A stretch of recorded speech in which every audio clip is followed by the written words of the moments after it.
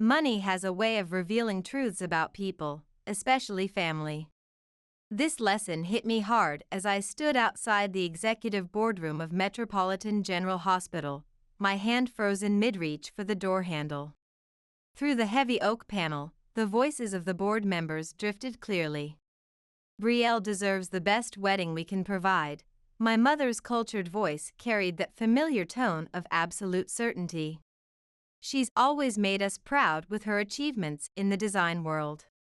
I lowered my hand, my throat tightening around words I'd never say. The folder containing my master's program recommendation request crinkled slightly in my grip. 200,000 is quite an investment, Victoria, my father replied, his voice already carrying that familiar note of surrender I'd heard countless times before. Theodore, please. This is Brielle we're talking about. When else will we get to showcase our family's success to the medical board? Her connection to the Blakes could open so many doors for the hospital's fundraising. A bitter laugh escaped my lips before I could stop it. Success. Right. The same success they refused to support when I needed help with my undergraduate tuition 5 years ago.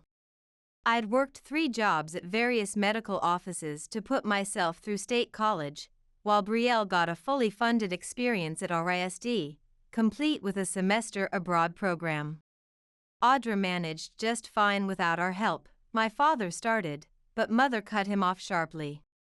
Audra is different, she said, making different sound like a diagnosis. She's always been practical, independent. Brielle needs our support. You know how sensitive she is about maintaining her social media presence.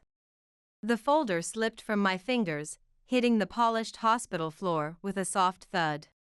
I froze, but their conversation continued uninterrupted, my presence as invisible as it had always been.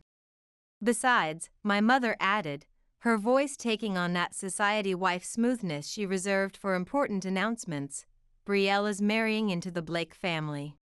Harrison's father sits on 3 major hospital boards. This wedding needs to reflect their status. I bent to retrieve my folder, my hands trembling slightly as I gathered the scattered papers.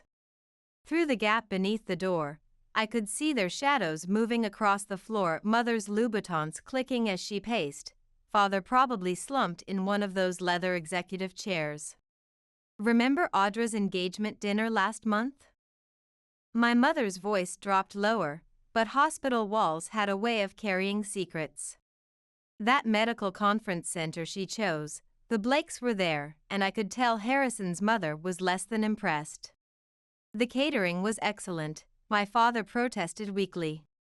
His voice carried the same tone he used when reviewing budget cuts.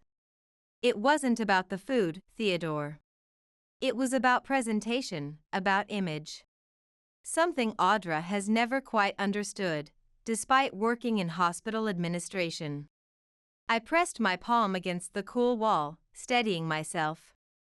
The engagement dinner I'd spent months planning, carefully balancing my budget and professional connections, reduced to another disappointment in their endless ledger of my failures. Well, my mother continued, the click of her heels punctuating each word, at least Brielle will give us the wedding this family deserves. I've already spoken to that wonderful planner who did the Wilson's charity gala last spring. She has connections with several social media influencers. My phone vibrated in my pocket, probably Nathan wondering why I hadn't shown up for our lunch meeting. We were supposed to discuss our own wedding plans, modest, practical plans that suddenly felt inadequate in the shadow of Brielle's upcoming spectacle. I pulled out my phone, my fingers hovering over the screen before typing, running late. Family meeting complications. Then I remained rooted to that spot, absorbing every word as they discussed flower arrangements that cost more than my used Toyota, a dress budget that exceeded my annual salary, and venues I wouldn't dare dream of with my hospital administrator's income. Should we at least tell Audra about the budget difference? My father asked, a hint of guilt threading through his voice. The same guilt I'd heard when he explained why they couldn't help with my college tuition. Why? To make her feel bad? No, Theodore, Audra's practical, remember? Mother's voice carried that dismissive tone she reserved for inconvenient topics. She wouldn't understand these things anyway. She's always been different. Always buried in her medical paperwork and efficiency reports. Different. The word echoed in my head, taking on new meaning with each repetition. Different meant less than. Different meant not enough. Different meant standing in the shadows of the hospital administration wing while Brielle basked in the spotlight of her design studio's Instagram feed. I looked down at my folder, at the recommendation request inside that I'd been so excited to share the prestigious healthcare management program, the full scholarship I'd earned through years of dedication to patient care and administrative excellence. None of it would matter, not to them. Not when compared to Brielle's perfectly curated life. My phone buzzed again. This time it was Brielle. Where are you? Mom says you're coming to my wedding dress fitting tomorrow. The whole thing will be featured on Style and Grace's social media. I stared at the message, something shifting in my chest, a plan forming in my mind. They wanted different? They'd get different. I'd show them exactly how different I could be. I turned away from the boardroom door, my heels silent on the polished hospital floor as I walked away. Let them plan their perfect wedding, let them fuss over their perfect daughter who matched their perfect image. I had other plans now, plans that would make them remember that sometimes the practical daughter, the one who understood medical records and patient care rather than social media metrics, could be the most dangerous. Grandmother Eleanor's kitchen always smelled like rebellion wrapped in home-baked wisdom. Today it was apple pie and brutal honesty, served with a side of perfectly steeped Earl Grey tea. The scent of cinnamon and justice filled the air. So you're just going to sit there and take it? She placed a slice in front of me, the crust golden and flaky, nothing like the pristine catered desserts my mother served at her hospital fundraisers. What choice do I have? I stabbed my fork into the pie, watching steam escape. They've already decided Brielle's wedding is their crowning achievement in hospital social circles. You have your master's program recommendation request. Eleanor's eyes sparkled with that dangerous gleam I'd inherited. Even at 78, the former civil rights attorney hadn't lost her fighter's spirit. Show them. I pulled out the crumpled folder from my bag, smoothing it against her worn kitchen table. The prestigious healthcare management program's letterhead seemed to mock me now, its promise of achievement already dimmed by today's revelations. They're in the conservatory, I said, checking my phone. Planning Brielle's engagement photo shoot for her design blog. Perfect timing then. Eleanor stood, her arthritis forgotten in her determination. Nothing like crashing a family meeting with actual achievements rather than Instagram followers. The walk to the conservatory felt like marching into a board meeting unprepared.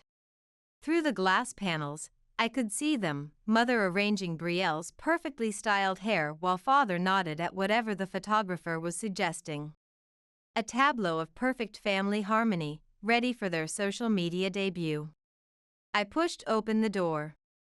The humid air hit me first, then Brielle's voice, practiced and camera-ready. Audra, finally. Tell Mother my hair looks better down. The lighting picks up the highlights better for Instagram. I got accepted to the healthcare management program at Northwestern, the words tumbled out, sharp and abrupt. Full scholarship. The photographer's camera clicked in the silence that followed. Northwestern? Brielle wrinkled her nose, the same expression she used when reviewing subpar design proposals. Isn't that in Chicago? So, public healthcare? That's wonderful, dear, Mother said, already turning back to Brielle's hair. Her fingers working to achieve the perfect casual elegance that would translate well to social media. But perhaps we could discuss this later. We're in the middle of something important. Important? The acceptance letter crackled in my grip. Like Brielle's third engagement photo shoot for her lifestyle blog? Audra, father warned, but I was done being careful. $200,000 for her wedding, but you couldn't spare $20,000 for my college tuition? When I was working night shifts at urgent care to pay for textbooks? Brielle stood up, her designer dress rustling. That's different. This is my wedding, my future. The Blakes are expecting certain standards. Do you know how many hospital board members follow my design account? Ladies, the photographer interrupted, lowering his professional camera. Perhaps we should take a break. The lighting is getting a bit harsh for the social coverage. No need, Mother said smoothly, her charity gala smile firmly in place. Audra was just leaving, weren't you, dear? The hospital must need you for some paperwork or something.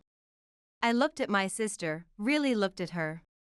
Behind her perfect smile, curated for her thousands of followers, I caught something, a flicker of satisfaction.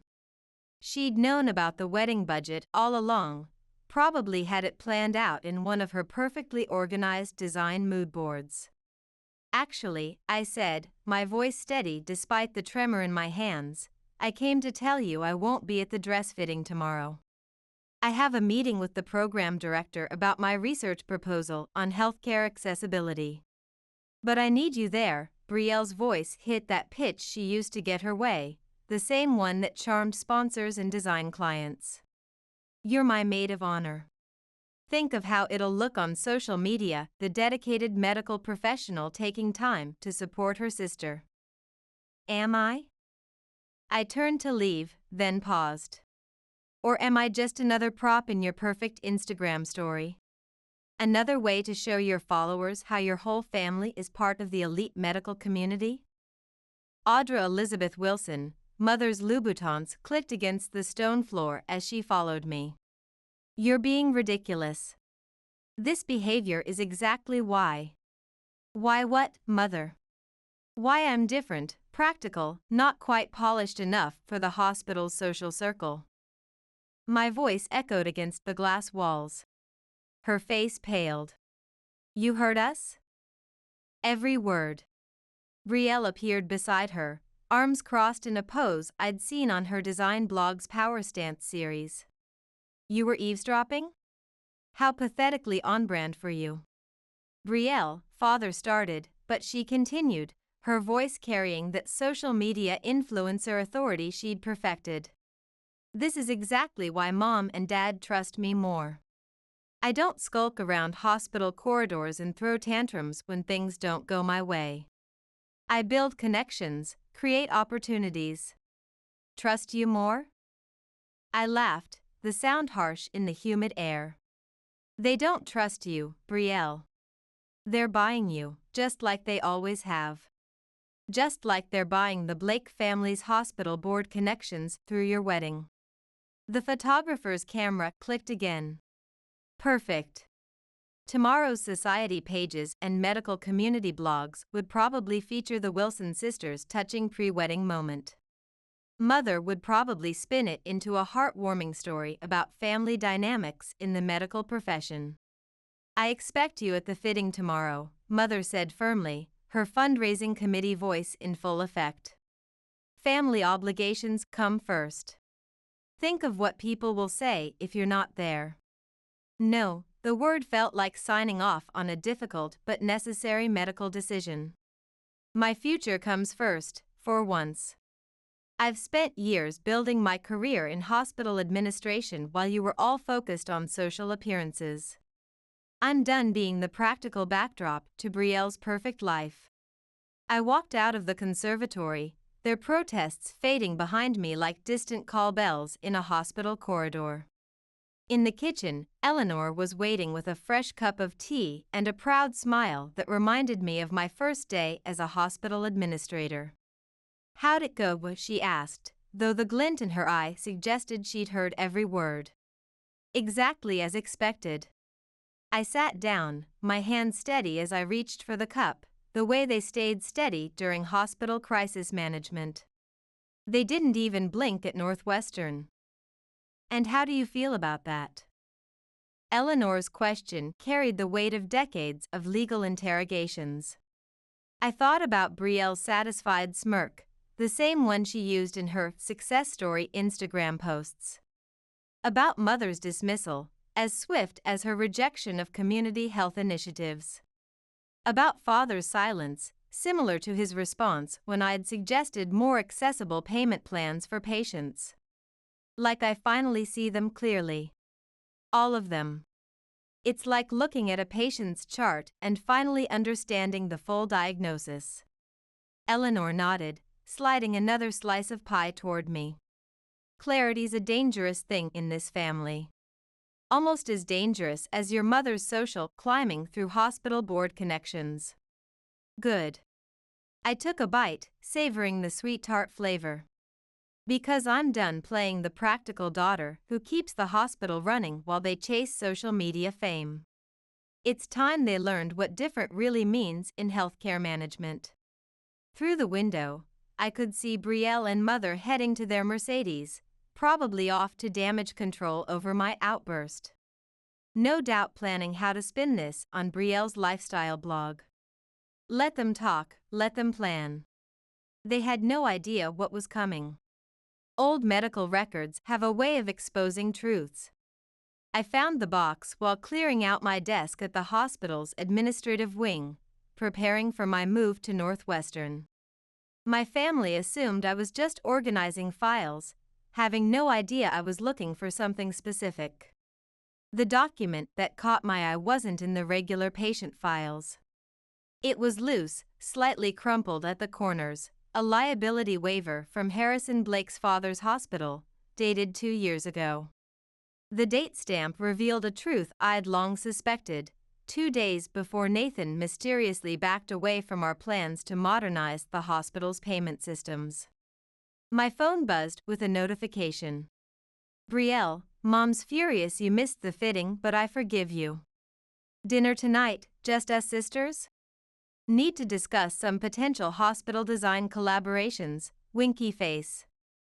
I stared at the document, pieces clicking into place like a complex medical diagnosis. Nathan wasn't the only hospital administrator who'd suddenly lost interest in my healthcare accessibility initiatives after meeting Brielle. There was Dr. Michael Chen in residency, then David from the insurance department last year. The Oak Room, 7 p.m., I texted back. Time to test a theory about the intersection of healthcare politics and social influence. The Oak Room dripped old money and hospital board politics, Brielle's natural habitat. She was already there, holding court at the best table, wearing the engagement ring that probably cost more than my annual hospital administrator's salary. Her phone perfectly positioned to capture the candid sister moment for her social media followers. Audra. She air-kissed my cheek, a gesture she'd perfected for her design blog meet and greets. I ordered champagne, maintaining the facade. We should celebrate your Northwestern news properly. Your followers must be so excited. I placed the liability waiver on the table. Let's celebrate this instead. Her smile flickered, then steadied the same expression she used in her Handling Design Challenges Instagram stories. Oh God, that old thing. The formatting is terrible. I could recommend a great graphic designer. You look awfully cozy with Nathan in the signatures section, while he was still my fiancé and working on my healthcare accessibility program. Ancient history, she waved down a waiter with practiced elegance. We were just discussing hospital interior design concepts, like my consultations with Michael and David. The champagne arrived. Brielle poured with steady hands, but her knuckles were white around the bottle, a tell I'd learned to spot during countless hospital board negotiations. You're being paranoid, she said, adjusting her position for optimal lighting. Not everything is about your crusade for affordable healthcare. Did you sleep with them, Brielle? Or just promise them connections to the Blake family's medical empire? She glanced around, ever conscious of potential social media moments. This is hardly appropriate dinner conversation. Think of how it would look on my healthcare design blog. Neither is sabotaging your sister's attempts to make healthcare more accessible to lower-income patients. Sabotage? She laughed, but it was her social media laugh, practiced in hollow. They chose to pursue more profitable initiatives. I can't help being magnetic to success-oriented men. Magnetic. The word tasted bitter, like hospital coffee. Is that what you're being with Nathan? Using his position in hospital administration to further your connections? Her champagne glass paused halfway to her perfectly glossed lips. What? I've seen the way you look at him during hospital board meetings. The same way you looked at Harrison's father in this liability waiver photo. Don't be ridiculous. I'm engaged to Harrison. Nathan is your fiancé, for now. Brielle's perfect facade cracked, something dark flashing behind her Instagram-ready smile. You know what your problem is, Audra? You're so desperate to be the victim. Poor, overlooked Audra, always in my shadow, stuck in hospital administration while I revolutionize healthcare design. Maybe if you weren't so busy feeling sorry for yourself with your budget meetings and accessibility programs, you'd keep a man's interest. Like you kept Harrison's interest? Does he know about the private meeting with his father's hospital board last summer?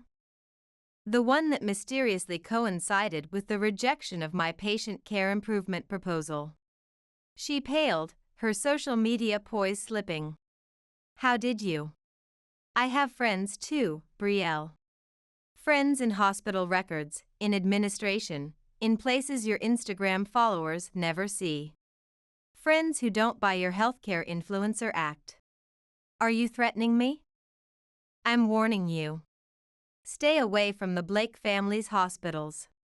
She leaned back, studying me with new eyes. Then she smiled, a real smile this time, sharp as a surgical blade. Or what? You'll tell Mommy and Daddy? They'll never believe you over me. They never have. You know why?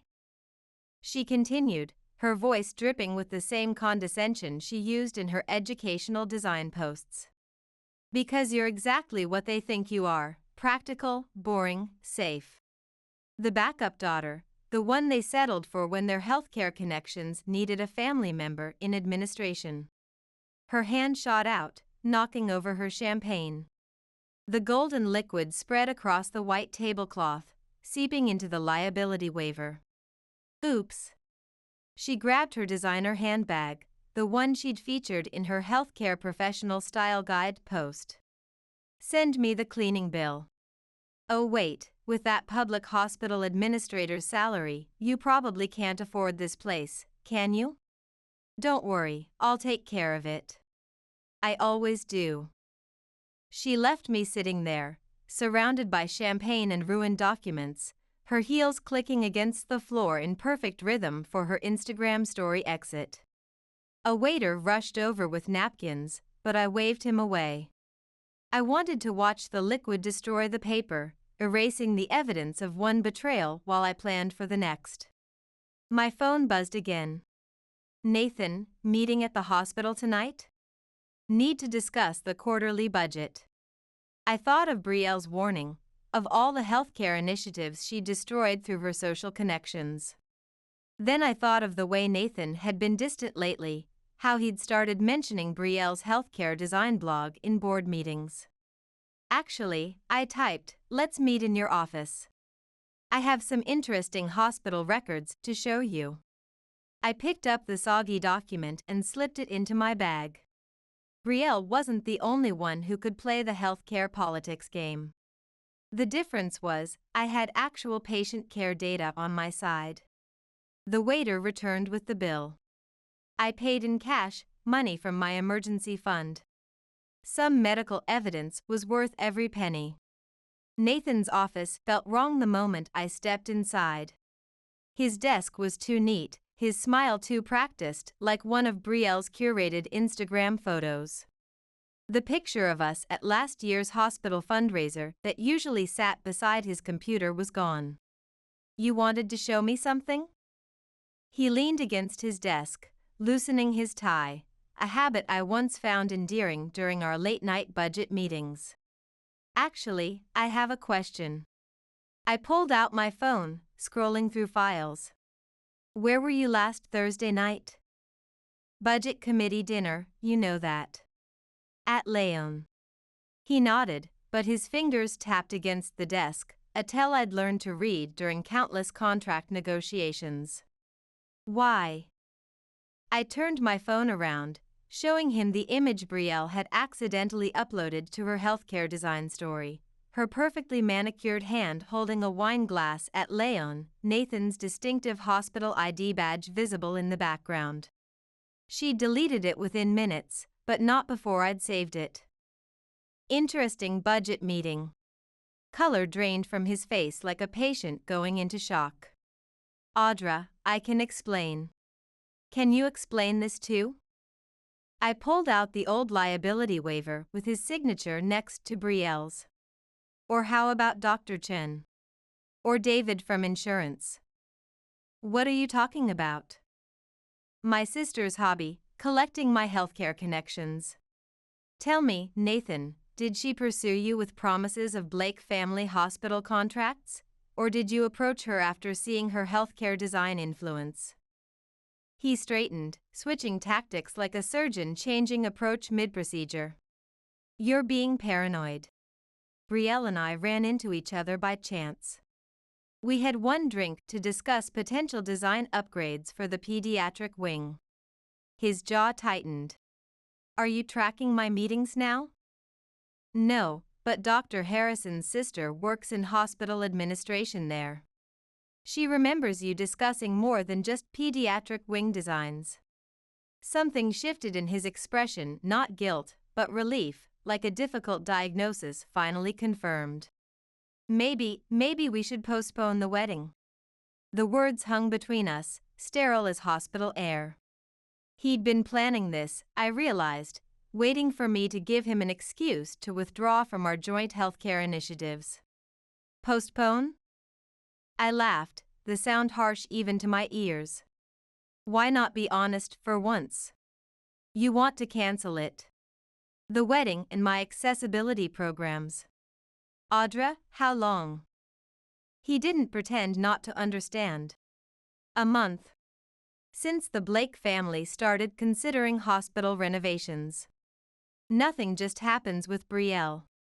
She plans, she pursues, she destroys one healthcare connection at a time.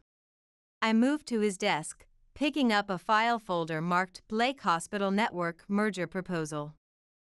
Like this merger you're working on? The one that would effectively privatize 3 community hospitals? His eyes widened like a patient flatling. How did you? Harrison Blake, Brielle's fiancé. Quite a coincidence that his family's hospital network hired your consulting firm right after you and Brielle started having design meetings. That's different. Healthcare consolidation is just business. His voice carried the same defensive tone he used when justifying budget cuts to community programs. I opened the folder. These patient care projections look optimistic, almost fraudulently so. Especially the impact on low-income communities. Put that down. Real fear now, the kind I'd seen in administrators caught falsifying Medicare reports. You don't understand what you're looking at. I understand enough. Northwestern Healthcare Management Program, remember? The one you and my family dismissed as too focused on public health? I closed the folder deliberately. Brielle must have promised you the Blake Hospital Network account. Your ticket to becoming healthcare consulting partner. You're upset, I get it, but threatening me isn't. Isn't that what Brielle did? Threatened to withdraw the Blake Hospital contracts unless you ended our engagement and killed my accessibility initiatives? His silence was answer enough, like a damning lab result. Here's what's going to happen.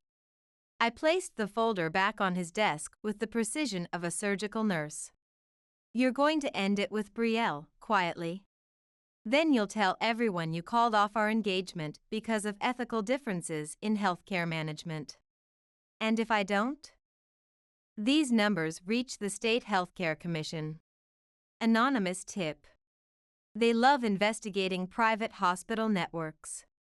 He stared at me like he was seeing a different person, not the practical hospital administrator who championed affordable care, but someone capable of playing the same hardball healthcare politics as the Blake family. I didn't think you were capable of this, he said finally, slumping into his ergonomic office chair. No one does. That's why community healthcare keeps losing to private interests. I headed for the door, then paused by his awards wall. One more thing.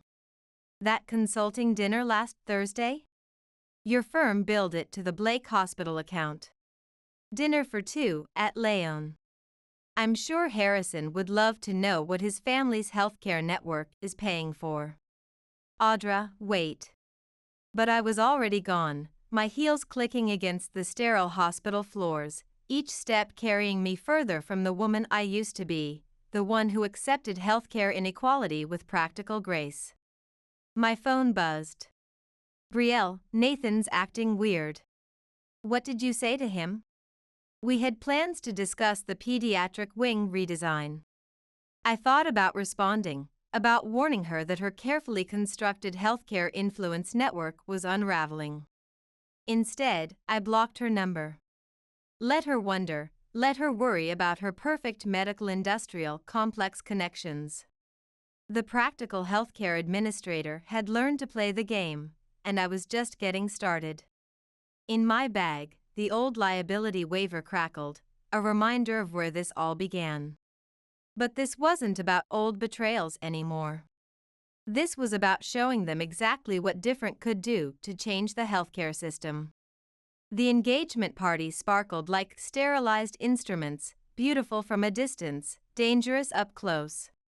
Mother had outdone herself, transforming the hospital's grand ballroom into a showcase of wealth and medical influence. Everything perfect, everything staged for Brielle's healthcare design blog.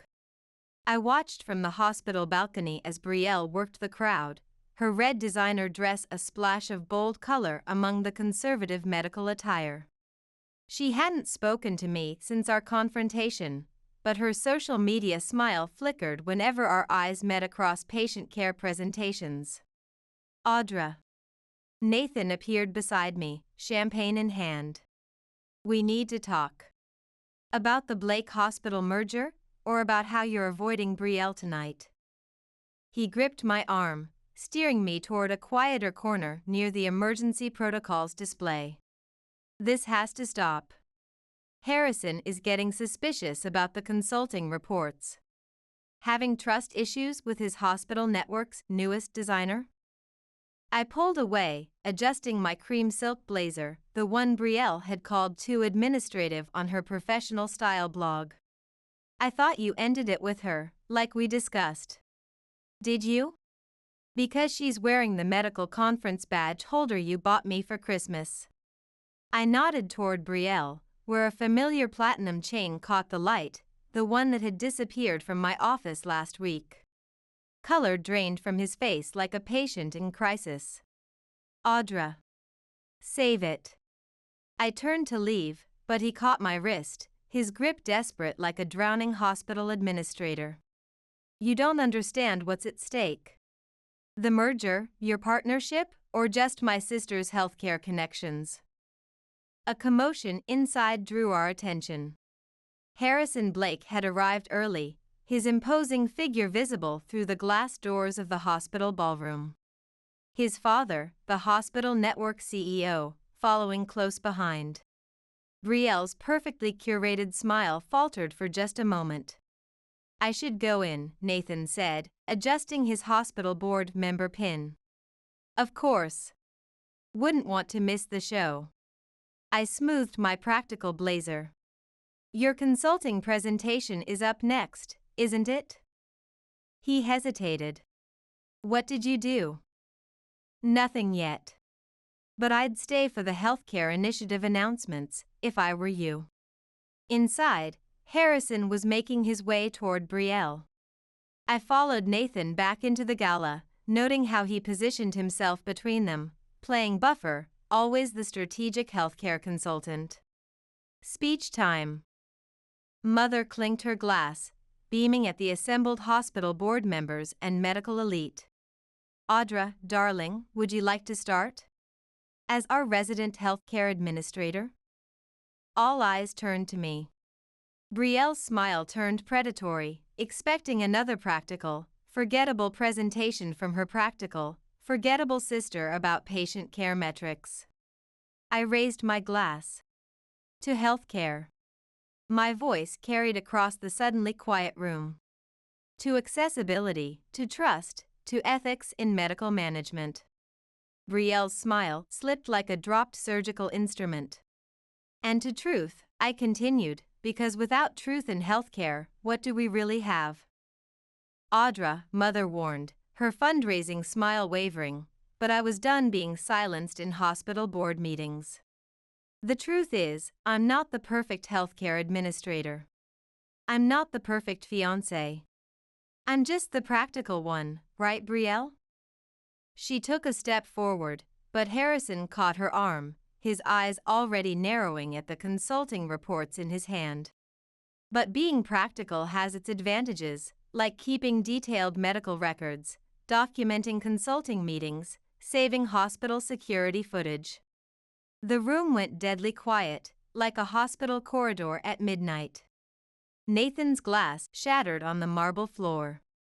Audra, that's enough, Father started, but Harrison's voice cut through like a surgical blade. What consulting meetings? Brielle turned to him, tears already forming perfect for her vulnerable moment social media story. Harry, she's lying. She's jealous because my healthcare design initiatives are more successful than her community programs. Meeting room 512, I said quietly, Metropolitan General, last Thursday. Would you like to see the visitor logs? Or perhaps the billing records from your father's hospital network? The silence stretched like a flat line on a heart monitor. Then Harrison released Brielle's arm, turning to Nathan. Is this true? Have you been falsifying consulting reports with her? Nathan looked at Brielle, at me, at the crowd of medical professionals watching with hungry eyes. I can explain the patient care projections. Harrison's fist connected with Nathan's jaw before he could finish his healthcare metrics. Brielle screamed. Mother fainted onto a nearby hospital donor. Somewhere in the chaos, I felt a hand on my shoulder. Well done. Eleanor's voice was soft but proud. Though perhaps a bit more dramatic than necessary for a healthcare function. I learned from the best legal counsel. I watched as hospital security separated Harrison and Nathan, as Brielle sobbed perfectly timed tears for her Instagram story, as Mother was revived with smelling salts by concerned board members. They never thought I'd fight back, never imagined the practical healthcare administrator would expose their medical industrial complex games. No, Eleanor agreed, straightening her former civil rights attorney blazer. They thought you'd stay practical forever, keep running their community programs while they dismantled public health care. That's the thing about being underestimated in hospital administration. It gives you the perfect cover for systemic change. I touched the empty space on my lanyard where my old hospital ID used to hang. Was it worth risking my position here? That depends. She squeezed my shoulder. Did it make you feel better about the future of healthcare? I watched Brielle's mascara run as she chased after Harrison, watched Nathan press a monogrammed handkerchief to his bleeding lip, watched my parents try to salvage what was left of their perfect hospital networking evening. No, I admitted. But it made me feel something more important, like maybe we can actually change things. Then it's a start. Eleanor handed me her car keys. Go. I'll handle the medical board aftermath. I still have some influence in healthcare law. I slipped out as the chaos continued, leaving behind the shattered remains of 2 engagements, countless hospital network connections, and my family's carefully curated medical social circle. In my purse, my phone buzzed with messages I wouldn't read, threats from Nathan about professional consequences, urgent texts from Brielle about damage control for her healthcare design brand, meeting requests from concerned board members. The practical healthcare administrator had finally snapped, and there was no putting the system back together the same way again. 3 days after the charity gala, my parents appeared at my apartment door. Mother wore her crisis pearls, the ones reserved for major hospital donor emergencies. Father looked like he hadn't slept since losing the Blake network contracts. The Blake Healthcare Group is threatening to sue, Mother said, stepping inside without waiting for an invitation. For breach of confidentiality.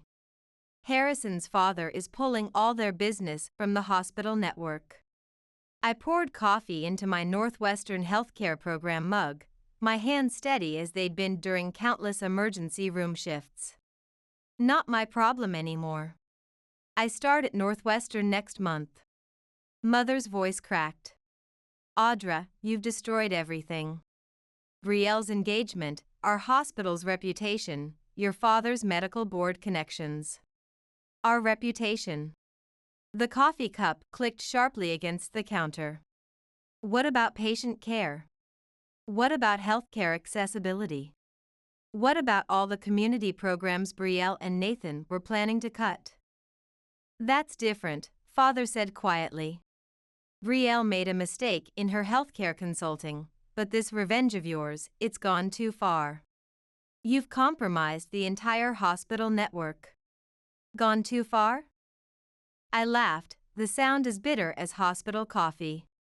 Like cutting community healthcare programs while funding her $200,000 wedding? Like dismissing every patient care initiative I've ever proposed because it wasn't profitable enough for the Blake network? We're here to fix this, Mother cut in, using her hospital board crisis management voice.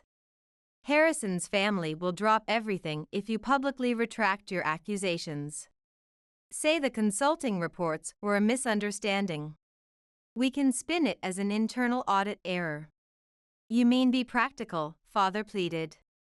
For once, think about someone besides your public healthcare crusade. The word hit like a wrong diagnosis. Practical. That's all I've ever been to this family. The practical daughter, the backup administrator, the one who's supposed to smile and accept every healthcare policy betrayal because Brielle's social connections matter more. Brielle is in the hospital, Mother said quietly. Anxiety attack. The doctors had to sedate her before her lifestyle blog followers noticed. Something cold settled in my chest, like surgical steel. And she needs her sister.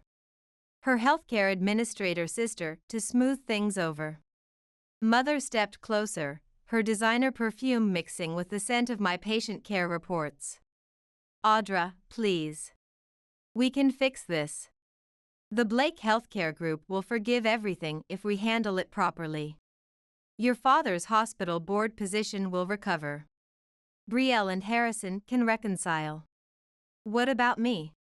What do I get out of betraying my healthcare ethics? We'll help with Northwestern, Father offered, his voice carrying the same tone he used when negotiating with insurance companies. Pay your tuition, set you up properly in Chicago's medical community. Now you offer? After I've already earned a scholarship with my community healthcare research?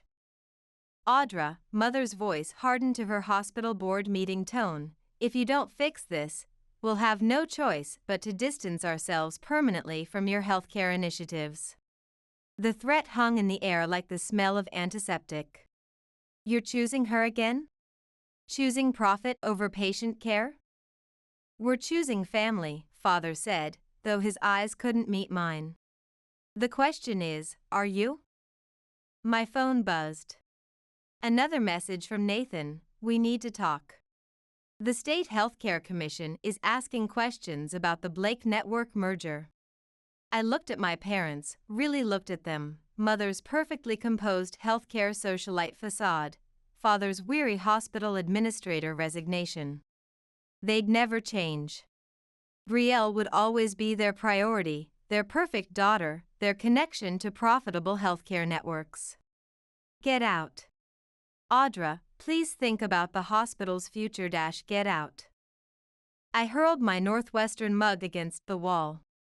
It shattered, dark liquid staining the pale paint like a medical chart's warning signs. They left without another word, leaving behind the scent of mother's perfume and decades of compromised healthcare ethics. My phone buzzed again. Grandmother Eleanor, they came to see you about the Blake Network, didn't they? I started typing a response when another message appeared, an email from Northwestern's healthcare management program. My scholarship had been rescinded due to professional conduct concerns in healthcare administration. The Blake family's influence in medical education, no doubt. Then another message from an unknown number: hope your healthcare crusade was worth it, sister dear. By the way, Harrison's father is on Northwestern's medical board. Funny how healthcare networks operate. XOXO-B. The phone slipped from my fingers. I slid down the wall, surrounded by coffee stains and broken ceramic and shattered dreams of reforming the healthcare system. My revenge had cost me everything: my family, my education, my future in healthcare administration. Brielle would recover, would probably spin this into a sympathetic story about healthcare innovation and family dynamics on her medical design blog. Mother and father would support her version, would help rebuild her perfect life in private healthcare while my public health career lay in ruins. The practical healthcare administrator had finally fought back and lost everything in the process. My phone buzzed one last time. Eleanor again, come to my office. It's time for Plan B. Remember, I didn't spend 40 years in healthcare law for nothing. I stared at the message, remembering her words from the charity gala: that's the thing about being underestimated in healthcare. It gives you the perfect cover for real change. Maybe she was right. Maybe this wasn't the end of my healthcare reform journey. Maybe being practical wasn't about accepting corrupt hospital networks, it was about being patient, about waiting for the perfect moment to expose systemic problems.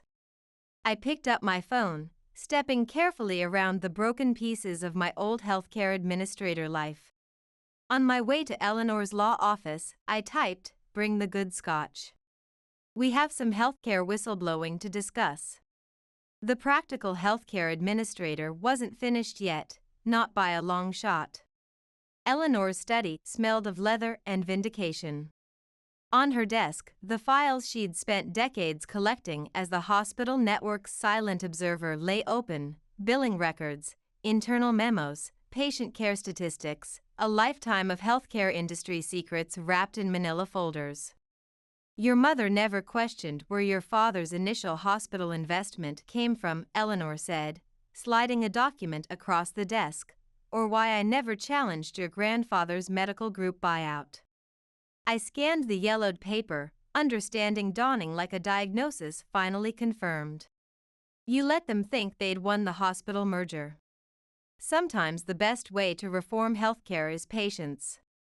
She tapped another folder. The Blake Network merger. It's built on fraudulent patient care metrics. Your father and Nathan falsified accessibility reports to secure funding. Brielle knew. That's why she pursued Nathan. She needed him compromised before the state audit. My phone buzzed. Brielle, Mom says you're at Eleanor's.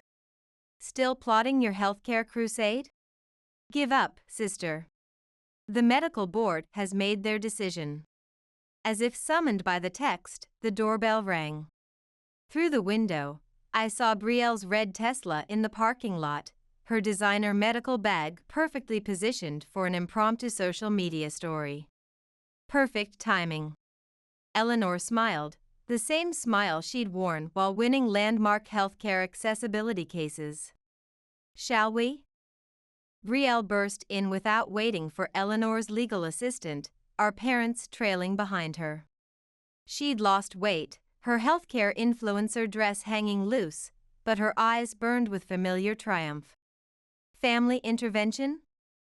I asked, leaning against the desk filled with decades of hospital network evidence. We're trying to save you from yourself, Mother said. The Blake Healthcare Group is pressing charges unless you recant your accusations about patient care metrics. Actually, a new voice cut in, we're not. Harrison Blake stepped into the office, followed by a woman in a dark suit. What are you doing here? Brielle's voice shook, her social media poise cracking. Meeting your grandmother, Harrison said coldly. She had some interesting documents to share with the State Healthcare Commission. The woman in the suit stepped forward. I'm Agent Torres from the Healthcare Fraud Division. We've been investigating the Blake Network merger for months. Ms. Wright provided the final evidence we needed about falsified community care reports. Brielle whirled toward me, her perfectly curated healthcare influencer mask slipping. You vindictive little. Not Audra, Eleanor interrupted. Me. I've watched you destroy every community healthcare initiative you touch, Brielle, just like your mother destroyed my son's dream of running a public hospital. Not anymore. Theodore, do something. Mother grabbed Father's arm, but Father was staring at the documents on Eleanor's desk, recognition dawning in his hospital administrator eyes. The initial medical group funding, it was blackmail? Insurance, Eleanor corrected, against the day you chose Brielle's private healthcare connections over Audra's patient care ethics again. Agent Torres cleared her throat. Mr. Wilson, we'll need you and Mr. Parker to come with us. Miss Brielle Wilson as well, given her role in concealing healthcare fraud and manipulating medical board decisions. You can't prove anything. Brielle snapped, but her hands trembled as she reached for her phone, probably planning her crisis management social post. Your emails to Nathan suggest otherwise, Harrison said, the ones where you discussed using our hospital network to force his cooperation in falsifying patient care data. Did you really think I wouldn't investigate after the charity gala? I did it for us. For our healthcare empire. Brielle turned to Harrison, tears falling in perfect influencer style. Everything I did was to build our medical network. No, I said quietly. Everything you did was to build your own brand. The difference is, now everyone sees the cost to patient care. Mother stepped forward, crisis pearls clicking like hospital monitors. Eleanor, please, we can fix this.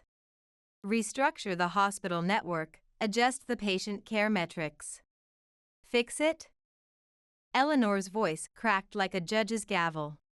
Like you fixed Audra's community healthcare programs? Or her hospital administration career? Or her engagement? I was protecting our family's medical interests.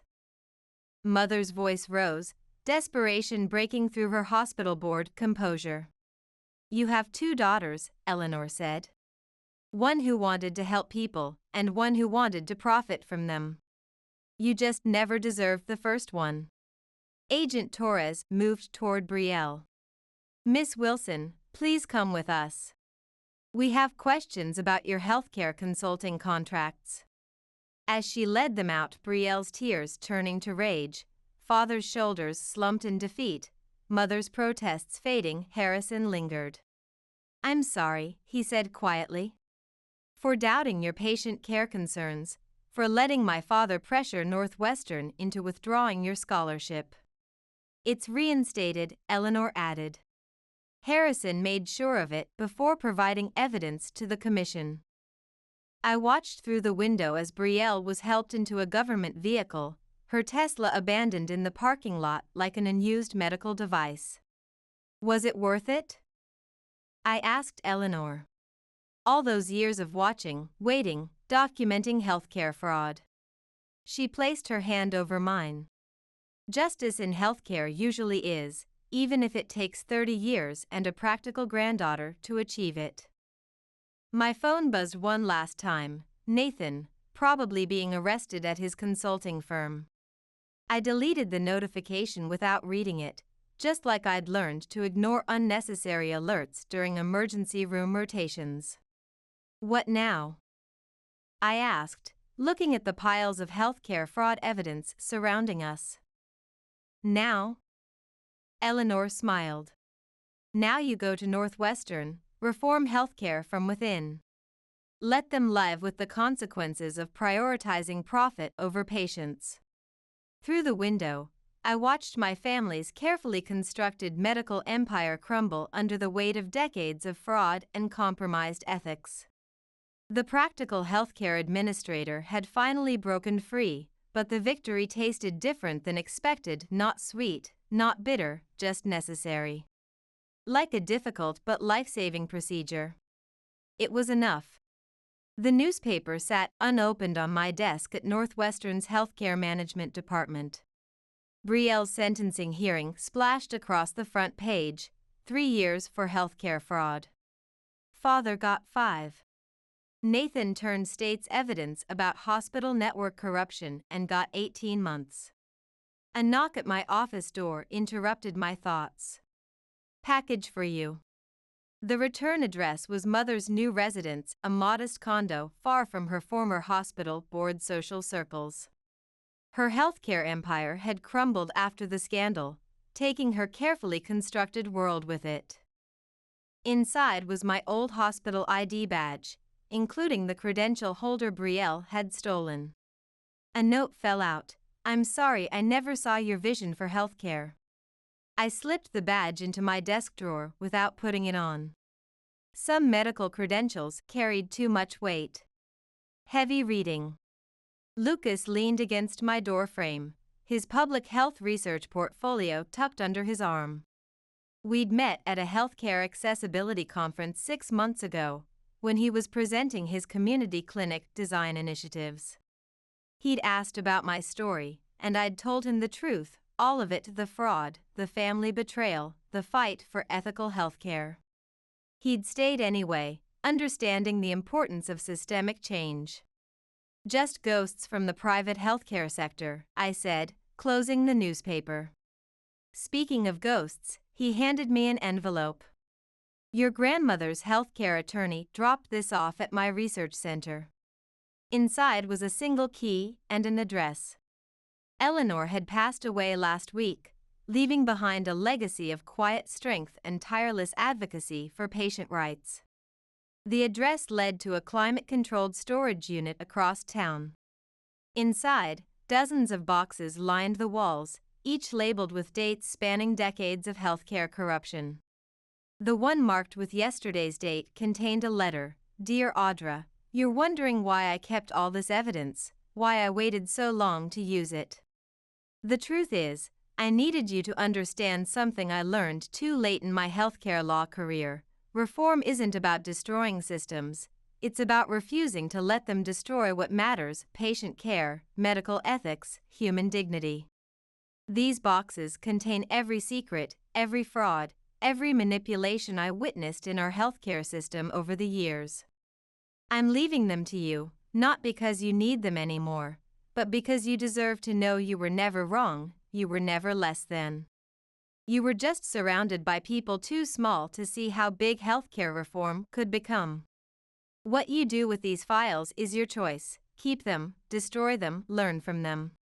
But remember, the practical healthcare administrator turned out to be the strongest advocate for change. All my love, Eleanor. Lucas found me sitting among the boxes, reading through decades of carefully documented healthcare system abuse. You okay?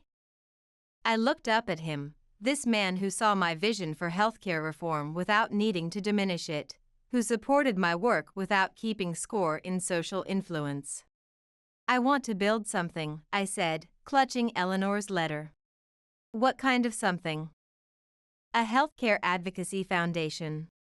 Full scholarships for medical ethics students, support for community health initiatives, legal aid for whistleblowers in healthcare. He sat beside me, examining one of Eleanor's meticulous files on hospital network fraud. Using your family's corruption to help others fight the system? No, I closed the file. Using my inheritance.